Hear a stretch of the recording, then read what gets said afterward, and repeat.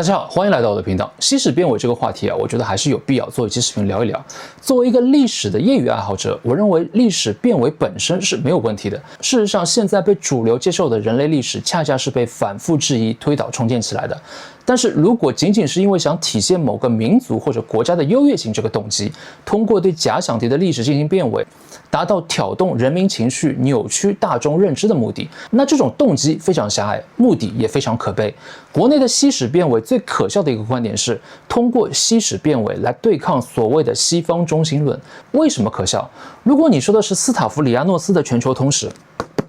是宣扬西方中心论，我觉得合理。但是要知道这个已经是50多年前的理论了，这种陈旧的理论连西方自己都已经抛弃了。这些所谓的变伪者用这种50多年前的观点作为自己的行动依据，不觉得很落后吗？本期视频我们来看一本美国世界通史的教材。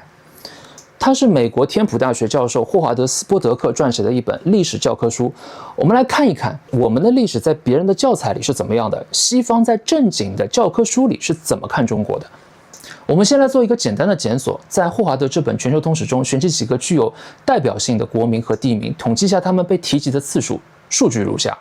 当然，也许有人会说被提及的多不一定是正面的。那么接下来我们来看一看这本书的结构。霍华德教授并没有把历史写成一本流水账，他通过对人类历史的洞察设置了7个转折点，由这7个转折点来展开8个主题，再由这8个主题由远到近，从人类的起源、定居、帝国与帝国主义、宗教、商品和人口流动、社会变革等等，形成了一套对人类整体发展完整的、相对客观的理论。对中国的历史的描述里，不仅承认了夏朝的存在，更是从5000年前的仰韶文化开始记录中国文明，并且在每个主题里都有大量篇幅的对中国的描写，展现中国对世界的影响。在定居主题的第4章，标题是一个多中心的世界，将美索不达米亚平原、尼罗河流域、印度河流域、黄河流域、中南美洲等等定义为早期人类文明发展的中心。在接下去的帝国与帝国主义主题里，作者使用独立的章节来分别介绍罗马帝国、中华帝国和印度帝国，并在中华帝国最后写道，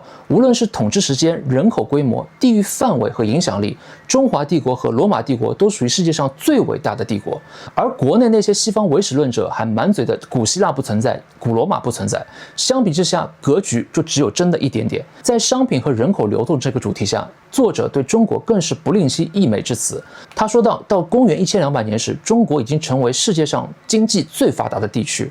而1405年到1433年郑和进行的航海成就，使得许多的历史学家认为，当时的中国人就有这个能力和技术可以跨越大西洋和太平洋。要知道，哥伦布发现新大陆是在半个多世纪以后了。在该章节中，甚至还引用了14世纪旅行家伊本白图泰在印度南部港口卡里卡特对中国人的描述。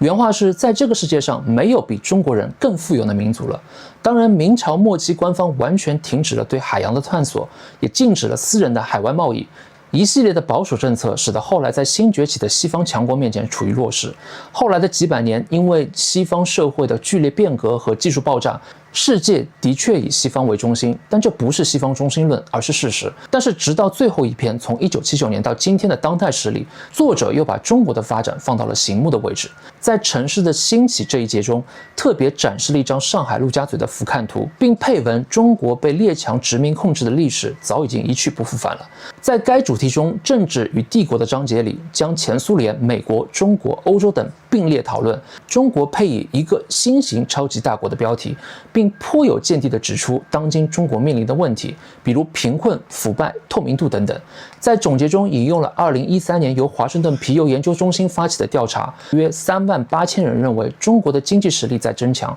很多人认为中国最终会取代美国，成为世界上具统治地位的强国。而在这本书的末尾，他写道，苏联解体使得美国成为一个孤独的超级大国。然而到了2013年，美国面临着非常多的严重的问题，对世界的影响力日趋减弱。而一些曾经与世界贸易体脱节的国家，如中国和印度，开始在国际金融和贸易领域里发挥重要作用。老实说，我的稿子写到这里，我甚至开始觉得用这样的一本书去证明国内有些人认为西史变伪是为了对抗西方中心论这个观点的荒谬，这件事情本身就很狭隘，因为它并没有把目光只放在东方或者只放在西方，而且世界文明也不是只有所谓的东方和西方。作者一直在强调这是一个多中心的世界，试图以一个尽量客观的视角去观察人类发展，并通过各个主题形成了一种自洽且完整的全球历史观。这里我再提醒一句，这是一本教材，别人正在受到这样的教育。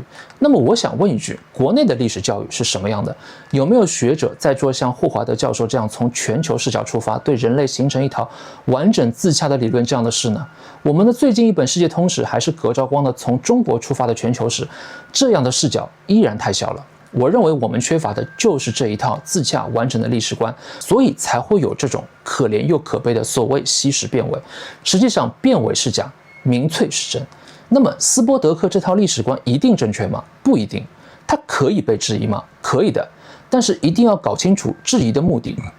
如果质疑它是为了提出更合理的对人类发展的解释，那这样的目的是合理的。我很希望看到国内的学者也可以有一套从不同的角度、不同的面向去串联整个人类发展史的著作，而不是什么从中国的视角去看世界历史。我们已经有太多的从自己的视角去看这个世界了，是时候从世界看看我们自己了。